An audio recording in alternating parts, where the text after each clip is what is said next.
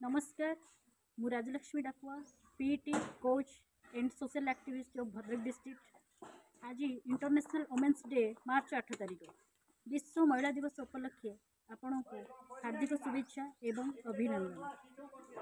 आज नारी जाति समस्त आदर्श महिला मानक मोर कोटि कोटि नमन। नारी हेउछि संघर्षर चित्र, स्नेहर मूर्ति, अभिमान अभिव्यक्ति।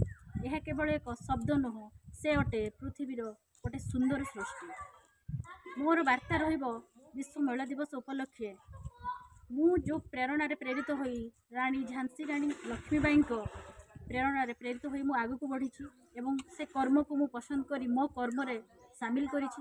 ठीक से ही परी प्रत्येक महिला आगु को बढ़ंतु एवं प्रत्येक जो महिला सफल होई निजर परिचय बनै पारिछंती, आगु को बढ़ी पारिछंती एवं आग धाड़ीर नेतृत्वकारिणी होई रहिछंती आजिर दिन रे सेमानंकु मोर अनुरोध रहिबो जे आपणक पछरे थिबा दुईटी महिला को आगु को आणंतु, तांकु सम्मानिया बनांतु एवं गोटे सुंदर परिचय प्रदान करंतु।